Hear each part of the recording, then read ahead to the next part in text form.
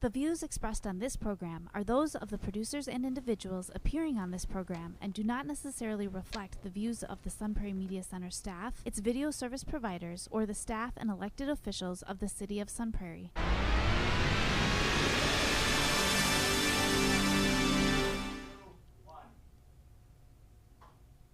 Hello and welcome to Real Reviews. I'm Jameson Rabbit, and this week, of course, as every week, I have Steve Sabaki with me to talk about some movies. How you doing, sir? Hey, wouldn't it be great if I said that I just came back from the Cannes Film Festival? It would be. Yeah, it would be. Not true? I didn't, no. Oh, and I even brought up your name, and I couldn't get in. You threw my name around? Yeah. They tossed you out? No, they said, go away. Yeah, that makes sense. Yeah. I'd do the same. Here we are with our May episode of Real Reviews. It's been about a month since we last met to talk about some movies. We've got kind of an interesting slate of some new movies in theaters, some streaming movies, and so hopefully some fun to talk about. So I say let's jump in with what we have on our streaming spotlight this week. What do you have for us? Okay, on Netflix, it's Nonnas, directed by Steven Chbosky, and it's a movie based on the life of Joe Scaravella. He's the owner of a Staten Island restaurant. And Vince Vaughn plays Scaravella, a mechanic who decides against the advice of his best friends to use his late mother's life insurance money to open an Italian restaurant in Staten Island with the niche of having actual grandmothers or nonnas be the chefs cooking their old family recipes. And the nonnas are played by four veteran actresses: Susan Sarandon, Lauren Bracco, Brenda Vaccaro, and Talia Shire. And the movie primarily focuses on the struggles experienced by Scaravella as he works to open the business. There's resistance from the locals, and the bond, it takes a while for a bond to form between the four nonnas. They get off to a rough start when they start working together. There's also a side plot of a budding romance developing between Joe and a woman named Olivia, who's the neighbor to the Brenda Vaccaro character. You may think it doesn't mature as much as it should, but despite its faults, and there's a few. Sure. I really enjoyed this movie. I smiled a lot throughout the movie. I even shed a few tears. And if you're looking for a dodgeball and Wedding Crashers Vince Vaughn in this film, look elsewhere. This is the most understated I've seen Vince Vaughn. A mature Vince Vaughn. It's a grown-up Vince Vaughn. I'm a big fan of Vince Vaughn. I am too. I like when he's allowed to have fun. And there's always that kind of devious smile to him, no matter what, even in his serious stuff. And I found this to be just an incredibly sweet film. It is. He brought a lot of heart to it. The four actresses who make up the nonnas are great, all in their own ways, and their interactions and their bonding and bickering, and I loved all of it. Talia Shire being the nun who has left the convent and is coming to help this group. And when was the last time you seen Talia Shire? I thought in a movie? The same thing. Like, it has been a long. Well, I looked time. it up. I think she was in Megaopolis. Was she? Might have been a small role. That was a massive cast. Yeah. Yeah. But it's been a while since I've seen her in a movie. I mean, I think even to the point where, yes, Vince Vaughn is the star of it, but I think you could almost cut Vince Vaughn out of the movie, and it's an interesting movie on its own with these four actresses because they're great. And it felt to me like this was Vince Vaughn's version of Chef. His good buddy Jon Favreau made Chef a kind of a love letter to food and his passion of food, and his best friend and frequent collaborator Vince Vaughn. This felt like his version of that story. Well, it's based on a true story. Joe Scaravella, he's 69 years old. The restaurant is still going. It's going strong. It's busier than ever. He's got nonnas from all over the world. Such a great story. Cooking more than just Italian recipes. And the real-life Joe Scaravella actually has a cameo in the movie. Yep. Yeah. He plays a guest at the restaurant. But yeah, you're right about those four actresses. I mean, they've given us so many memorable performances over the years, and what they do in this film is just so genuine. Yeah, I mean, there's some. Yes, it's kind of cheesy. It is. I didn't There's some goofy things with it's the a family. little bit Hallmarky at times. The stuff with the building inspector, like, okay, but it didn't matter because I was smiling through the whole thing, and kind of caught me off guard. Yeah, me too. All right, what did you end up giving Nonnas? I gave it 4.5 stars. I mean, it reminded me of my two grandmothers. I mean, I'm not Italian, but they were great cooks, and this really reminded me of that. Yeah, it's a nice, sweet family film. And I ended up giving Nonnas, I believe, 3.5 stars. Really strong. Good time. Yeah, I enjoyed it quite a bit. Good film. Elsewhere on our streaming films is a movie that we missed in the theaters for some reason, and it just hit streaming, and I was very excited to catch it. And it is the newest film in the Paddington franchise, Paddington in Peru, this time from director Dougal Wilson. This is the third film in this wonderful little franchise where we find Paddington returning to his roots, traveling to Peru to see his beloved Aunt Lucy after receiving a letter from the Reverend Mother, who's played by Olivia Colman, saying that Aunt Lucy misses him. And of course, the Brown family is close behind, along with Mrs. Bird. And it won't be a simple journey into the Amazon jungle, and along their way, they meet Hunter Cabot and his daughter Gina, a couple of tour boat operators with a secret. And it's just a lot of adventure, mishaps, sweet family adventure. I don't know about you. The first two Paddington films, I think, are basically perfect family films, perfect for all ages, I think. Love them. They're notoriously sitting at like 99% on Rotten Tomatoes. Seem to be really enjoyed.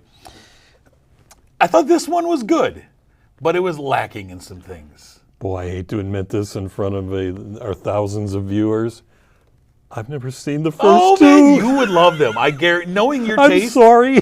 I think you would really love the first two, knowing your thoughts. I think I would, yeah. I mean, I enjoyed this, but I think I would have enjoyed it more had I seen the first two. Because I really didn't know anything about Paddington or why he was in Great Britain. Well, then, now he's just dropped into this crazy adventure, which goes... family. I'm going to have to now see the first two. You definitely should. So the first two have a different director. Paul King wrote and directed the first two films. I think this movie was missing the heart that he brought to those films. This one felt like just more of a crazy adventure. And also, the first one had starred Sally Hawkins, and she is phenomenal.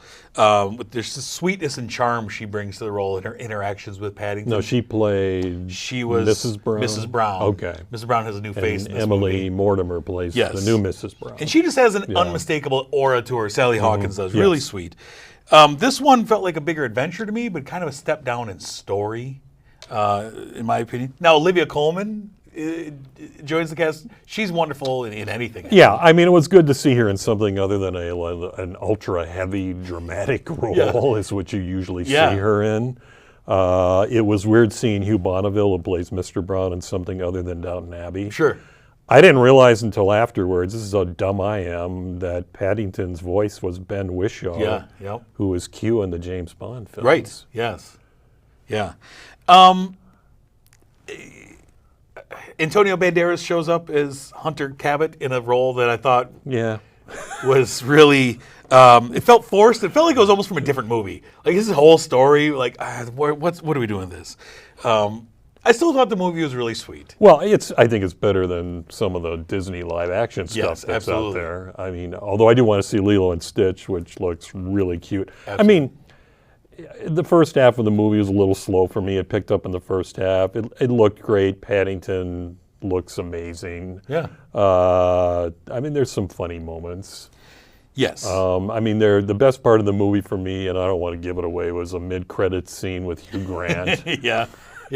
I mean, I didn't know what was going on because I hadn't seen the first along for the ride. It's like, why is Hugh Grant here? So now my recommendation to you leaving here is go see the first two. The first two are both 5-star movies for me. Okay. They're both great. Wow. Yes, some of the best movies. Well, I read where the second one was the best. Yes. And some have even said this was the second best. I disagree with that. Okay. But I would love to know your thoughts after watching all three of them. Okay. All right, so what did you end up giving Paddington in Peru? I gave it 3 stars. It was fun, but kind of forgettable. Afterwards. Yeah, I gave it 3.5 I still enjoy it. I think this is just a wonderful little trilogy, but I think it is a good step down from the first two films with director Paul King doing them. So, all right, let's move on to our last streaming spotlight. What do we have? This is called Another Simple Favor. It's streaming on Prime. It's directed by Paul, is it Feig? Paul Feig. Feig, okay. This is the sequel to A Simple Favor, which came out in 2018, 7 years ago, and was also directed by Paul Feig. And this takes place 5 years after the events of the first film. Stephanie Smothers, who's played by Anna Kendrick, she's a true crime vlogger. She's an amateur detective. She's written a book about her so-called friendship with Emily Nelson, played by Blake Lively, who's in prison. Emily then unexpectedly shows up at one of Stephanie's book signings. She's out on appeal thanks to her future wealthy Italian mobster husband, Dante Forsano. And she invites Stephanie to be her maid of honor at her upcoming wedding. She promises increased book sales, and she also threatens a potential lawsuit. Let's say this is a woman who attempted to murder her in the first film. Yeah. Come to my wedding.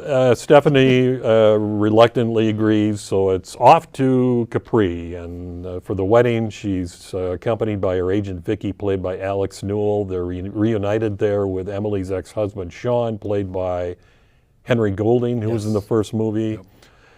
It's at this point, I'm not going to go any further, and because I don't want to give anything away, only to say that what you expect to happen happens. Yes.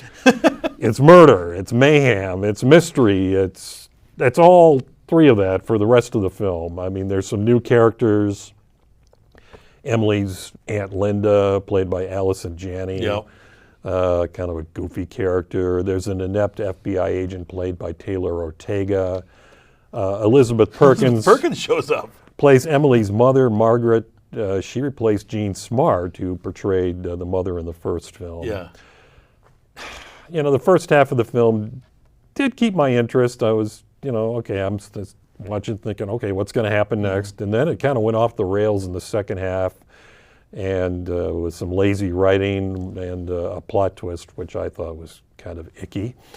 I did see the first film, but that was 7 years ago. Yeah. I vaguely remember it. I just don't think it was as cartoonish as this one was. So I remembered watching the original, and I remembered enjoying it. And then I went back and looked at what I gave it. I gave it a pretty healthy score. Did you? And so I went and rewatched. Because that was in theaters, right? No, I believe that was streaming. Was it? I think so. Okay. Yeah, because it was a Netflix movie, I believe. Okay. So I went and rewatched it, and I had zero memory. It was like watching it for the first time. I'm watching the original again. I know I've seen it. I reviewed it. But every plot point, I was like, oh, this is exciting. I don't remember any of this. That's how memorable the first one was. But I watched this one, and the first one I thought was a decent mystery. And this one feels like a movie that has seen a lot of The White Lotus. It feels like, let's go to Capri, let's have a beautiful setting, we'll have lots of shots of cliffs and water, and we've seen The White Lotus. And we bring Blake Lively and Anna Kendrick back after the events of the first one, and the character of Stephanie, Anna Kendrick's character, made no sense to me. I felt like she was just playing, like she was sleepwalking through most of this movie. She plays this character who's now made her money, made her livelihood off of telling the story of Emily or Faith or Hope or whatever you want to call Blake Lively's many characters. And now this person who shows back up, who tried to kill her before, and Anna Kendrick plays her as just smiley through the whole movie. And it felt strange to me. I felt like Blake Lively was kind of tasked with doing a lot of heavy lifting in this movie. But I didn't think she was in the movie all that much compared to Anna Kendrick. No, it's definitely the Anna Kendrick movie. Yeah. And that's probably where it falls, is because I didn't like the character of Stephanie in this movie. And that's kind of where my enjoyment for this movie because, it's a basic story. The psychopath returns, there's threats, there's another favor, like the title says. There's blackmail, a wedding in Capri. The other thing that really I felt was strange was everything about the mob family. That whole plot, the whole story of the family that she's marrying into, I didn't follow any of that. I didn't care about any of that. Unfortunately, that's a large chunk of the movie, but I felt like it was really a mediocre storyline. I thought the most interesting characters were Stephanie's friend Darren, played by Andrew Rannells. He's great. You see him in the beginning, you see him at the end. That's it. And he has the hero moment in the first movie. Yeah. Yeah. I mean, and so he's got a very minor part. I thought, the agent, Stephanie's agent, played by she's fun, good comedic Alex relief. Newell. She's good. I mean, it looks great. Sure. Yeah. There are some. Put it in an exotic locale. It's going to look great. Yeah, there's funny moments. I mean, I am an Anna Kendrick fan, but overall, I mean, I thought this was such a bust. And no one reacts to murder in front of their face the way she does. Stephanie's character, like, she watches someone get murdered and she's like, "Oh man." But no, that's not human. No. The other thing that I found rewatching the first one was it just had a really cool feel to it, a cool vibe. It had a really hip, kind of jazzy soundtrack to it, some fun music. This one, the soundtrack, I was lacking. Well, the best part was when, during the wedding, as Blake Lively's walking down the aisle, they're playing the theme from Once Upon a Time in the West by Ennio Morricone. The worst use of a Morricone song. And I thought, did they have permission for this? Oh, man, just why? Yeah, I don't know. And again, I was let down by this movie. I don't want to give anything away, but it does look like there's going to be another they're going to keep asking favors. Simple favor, maybe another 7 years from now. I don't know. I don't know if I'm down to grant another favor to this franchise. I'll tell you that. Yeah, it was a slog for me. I don't know. What did you end up giving another simple favor? I gave it 2 stars. I mean, as you said, please, no more favors. Yeah. I'm cutting you off on your favors. I gave another simple favor a 1.5 star rating. Yeah, I didn't like this movie. Yeah, that's unfortunate. All right, let's move on to our what we have on the marquee this week. We had one big movie in theaters. Kind of the start of summer blockbuster season is upon us. It is the newest film from Marvel Studios. It's Thunderbolts from director Jake Schreier. We bring this big cast together of, kind of sidekicks and secondary characters. Marvel's latest film picking up from the events in Black Widow and a few of its Disney Plus series.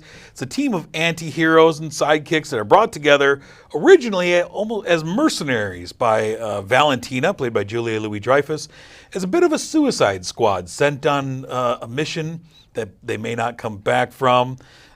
Soon they must band together, though, to face the most powerful villain they've ever seen. Valentina is a politician who's seeking to create a superhuman that will enable her to gain more power and replace the old Avengers who are no longer around. And she's cold and she's calculating. And these Thunderbolts must believe in each other as they face certain death to stop a force that's invincible. We have Yelena, played by Florence Pugh, kind of the leader of this team, even if she doesn't necessarily want to be the leader all the time. Bucky is back, played by Sebastian Stan. Sebastian Stan coming off of a great 2024 with 2 great movies. Yep. And Bucky, always the sidekick character. And he's the guy who's kind of been through the wars, right? He's been the sidekick through the Endgame wars. And now he's kind of the old hand and the guy who's got to help lead this group as well. David Harbour is a Red Guardian, who's the comedic guy, but also has a nice poignant moment in this movie. Wyatt Russell plays John Walker, the wannabe replacement Captain America.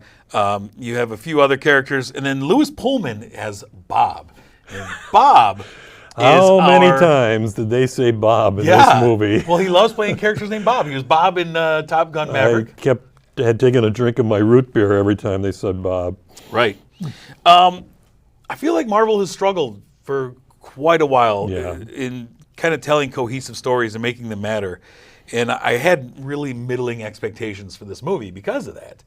And I was shocked because I think the strongest thing in this movie is they made a villain with depth and with emotion, and they weren't afraid of serious moments in this movie. You're talking about Bob. Bob. Okay. Or his many incarnations. All right. Okay. Valentina, I thought, was one note. No, that was the one thing about this movie I didn't like. She felt like the old one note villains they used to trot out. She was Julia Louis-Dreyfus. I mean, I love her, but she was too villainy for me. I felt like I was watching Veep in a Marvel movie. But Bob, who also is the Sentry or the Void, is a really interesting character. Yeah. And really separates this movie from kind of the schlock we've gotten recently. Well, I mean, there's two words for me as to why I like this movie, and those two words are Florence Pugh. Yes. I mean, she's one of my favorite actors. She's never a letdown. This is her movie. She carries it. She's fantastic. I'll see her in anything except for Midsummer. You're missing out. Yeah. I mean, when I saw Black Widow, which came out in 2021, I said, oh, I want to see more of that character from Florence Pugh. I mean, you've seen all the Marvel stuff. Sure. I haven't. And when it comes to the cinematic universe, I'm pretty dumb. I haven't seen all the movies and TV shows. I don't know everything there is to know about Marvel. But were you able to enjoy this despite all that? I mean, I found out afterwards when I was, chatting with my Marvel guy from work, he was telling me about some characters, and I'm like, who's that? Yeah. And he told me the connection with past movies or TV shows, Sure. and I'm like, I didn't know. But it didn't matter. That's amazing. It didn't matter because I love this movie, and I love the fact that I actually liked that it was dark and dingy and drab and dirty, and it had this underlying theme of mental health and depression to it. I mean, the movie starts off with the Florence Pugh character saying, there's something wrong with me. Yeah. And she's sitting on the edge of this high-rise building, and that's not typically how these Marvel movies begin. Right. And Bob, the Sentry, he is a guy who's dealing with conscience and struggling with self. And I joked coming out of the movie that it's the first time I've ever seen a supervillain who's gotten really into the Smiths. That's the way he felt. It was like he's really into listening to Morrissey all of a sudden. Like, all right, easy guy. But yeah, I mean, there was so much depth in this movie to the characters I enjoyed. John Walker, the replacement Captain America from the series with him and Bucky, is a jerk. He's a jerk in the series. Well, I didn't know his background. Yeah, nobody likes him. Yeah. And I like that they call this out in the movie. Like, you're kind of a jerk. Nobody likes you. I love that he plays that out. I mean, this is a group that they don't really like each other, Right. but they have to work with each other in order to survive. Yeah. And they all have vulnerabilities, and there are flashbacks at times during the film where you see those. And I thought, David Harbour. He's so good. He's hilarious. I mean, if you're going to see the movie, stick around for the credits. There's a mid-credits scene with him that just is funny. But I love because he's the big Russian bear. He's the comedic part, especially interacting with Bucky. But then how did he become a congressman? Good question. Not David Harbour, but Bucky. He ran for it. I didn't know. I mean, I was kind of shocked when I saw that. I love that the Red Guardian gets a really serious moment with Yelena to kind of really help her through this thing, and you have to be the leader. And then now this movie really serves as the launching pad for what Marvel wants to do now in this next series of films. Okay. Starting with this summer, we have the new Fantastic Four, yeah. And this is coalescing, and I don't want to give any spoilers away for the end of the movie, but it's kind of the launching pad for a breath of fresh air in the Marvel Universe, I think. And that's awesome. I love that you go into this with a yeoman's knowledge of what we're doing here. My all-time favorite Marvel movie is Endgame. Sure. Avengers Endgame. Yep. I thought that was a 5-star movie, and it should have been nominated for Best Picture. This comes pretty darn close. That's great. Pretty darn close. Because it's been a while. I think since Endgame, I haven't given any Marvel movie more than 2.5 stars. They've all been okay. Speaking of scores, what did you end up giving this movie? I gave it 4.5 stars. Amazing. I really did. There we Probably go. would have been 5 were it not for Julia Louis-Dreyfus. Oh, man. I really enjoyed it. I gave it a really strong 4 stars. Okay. went and rewatched it. I really enjoyed it. So You saw it twice? I did. Wow. I'm dedicated. Okay. I like watching movies.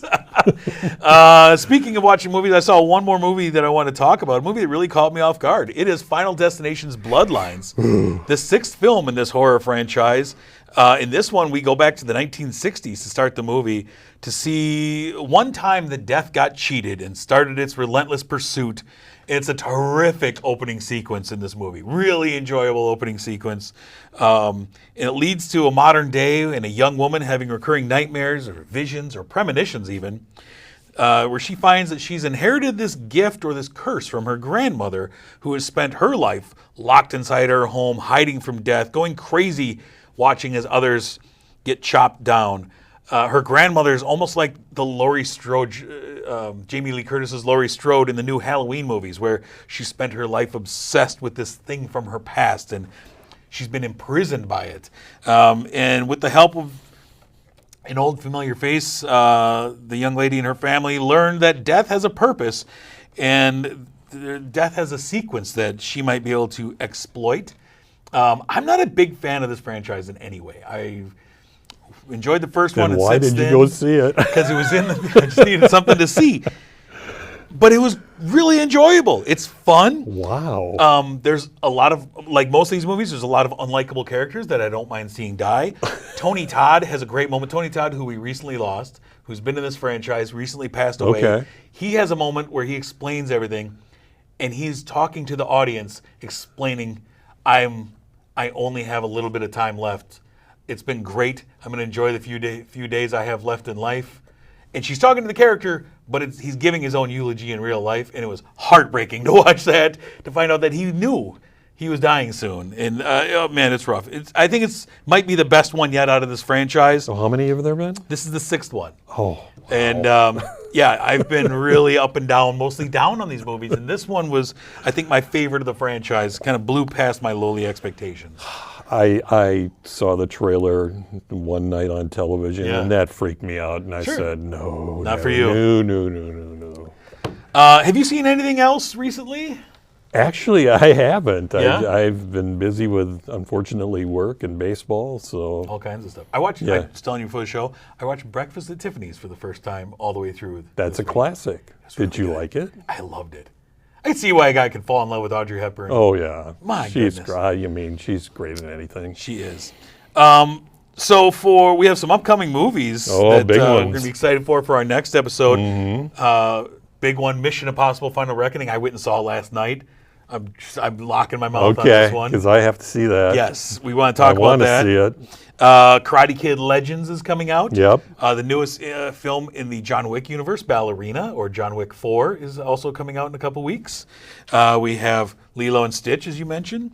The newest Wes Anderson film, The Phoenician Scheme. Oh, that's right. These are all coming out in the next 3 weeks. We have the live-action How to Train Your Dragon. Okay. One for you, 28 years later. I know you're a big fan of that. No. Over on the streaming side, on Max, there's a movie called Cleaner, starring Daisy Ridley. That looks really interesting to me. Oh, okay. I know you like Daisy Ridley. Yeah, I the like her, Disney film we yeah. saw last year. So there's a lot of movies. We are into summer movie season. I think there's one on Apple TV Plus now too, Oh. with John Krasinski and Natalie Portman. Oh yes, I just saw the trailer for Fountain that of last Youth. night. Yeah. That looks That interesting. starts, I think, this weekend. So there's a lot to talk about. A lot of things to see. Yeah. Summer movies I'll are be in the theater a lot, I guess. hot and heavy. We will return next month with another episode talking about as many movies as we can possibly jam in there. I also just finished watching the Apple TV series The Studio. Have you seen that at all? No, I haven't. You would love that. Okay. You would love that. The final episode just came out last night, I believe. Good stuff. So I'll put it on my list. Add it to the list. But until our next episode, we talk about any number of really fun summer movies. I'm Jameson. And I'm Steve. Have a great one. We want to take this time to thank our sponsor, our friends over at Marcus Theaters, the Palace here in Sun Prairie. Thank you for being such a wonderful sponsor for this program. Over 10 years we've been together, and we want to thank you, and we encourage you, the viewer, if you're going to see a movie, and there's a lot of movies worth seeing, you can do no better than going to a Marcus Theaters and sitting in a Dream Lounger. It is summer movie season, as we talked about on the show, and it's a great time to go catch a movie. So thank you once again